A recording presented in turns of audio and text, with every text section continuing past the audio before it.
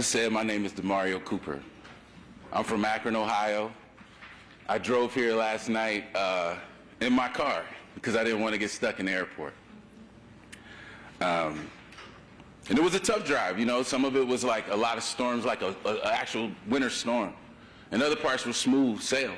But I drove here. I got here this morning at 2 a.m. and I was like, I don't think I'm going to go to the march because I'm tired. But then something was like, DaMareo, get up and go to this march. All right, so I get up, I go to the march, I almost miss it, and then I end up in the back of the line when I get to the march. And right when we got to the Frederick Douglass Bridge, if y'all was there, the sun came out. Came out, didn't it? It came out for that moment. And when we left that bridge, the sun went away. If you was there, that's what really happened. As soon as y'all got to the front of that bridge, the sun came out. And it had me thinking that here I am on the bridge, Frederick Douglass's bridge, that has been renovated because before, if you know, that bridge didn't look like that. That was a little tiny bridge. It was old and dilapidated looking, and now it looks beautiful, it's restored. And we all standing on that bridge, and I was thinking about bridges, because I'm an organizer by trade. And bridges have a real strong history in my family. It's a legacy of bridges. My great-grandfather was killed on the bridge trying to go vote in Newport, Tennessee in 1925. That's a true story. And I was thinking about my grandfather on that bridge. And I was thinking about Martin Luther King talking about this long arc, and that it bends towards justice.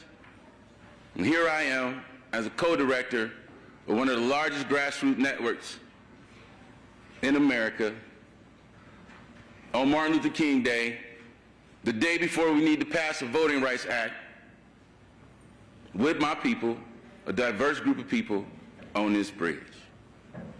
And organizers talk a lot about bridges. We talk about bridges like people need to move across the bridge in order for us to go from a private life to a public life. We talk about people moving across bridges to go from shame of individual feeling the oppression of this society to a collective dignity with others who are struggling with the same things, right? We talk about bridges all the time. We talk about bridges moving our people from accepting what's happening to us to moving into collective power, working together, building together, being in relationship together. I'm an organizer by trade.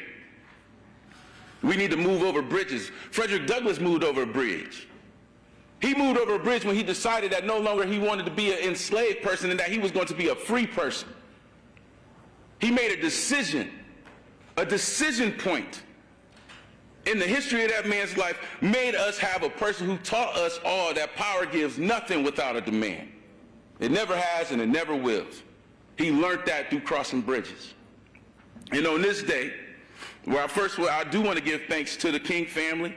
I want to give a thanks to your grandfather. Your father has helped my life and all black people in this country's life.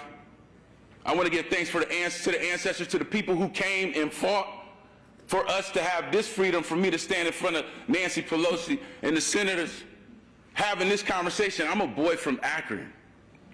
I'm from the projects in Akron with a single mom. That's where I come from. And I ain't worried about it, I ain't scared about it, because I'm already on the dignity side of it.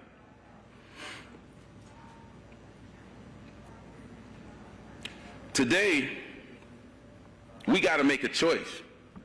And everything that has been said about the history of the Voting Rights Act and the filibuster and how the filibuster has been used to continue racial oppression, but today we got to make a choice. And I'm not talking to Sinema or Manchin. That's your job. Y'all do that. I'm an organizer. I'm talking to people. I'm an organizer. I talk to people. And what I want to say to the people is no matter what happens tomorrow, whether they do the right thing or they choose to do the wrong thing and hold up this historic, arcane system of oppression, especially right now, when we're in a clapback moment. We are in a clapback moment. If you are confused, go find out what happened during Reconstruction, and we are in that moment again. So it don't matter what they do tomorrow. Dr. King said, it's a long arc, but it bends towards justice. The force that bends that arc is us. Us and the Most High Creator is what bends that arc. And we got work to do.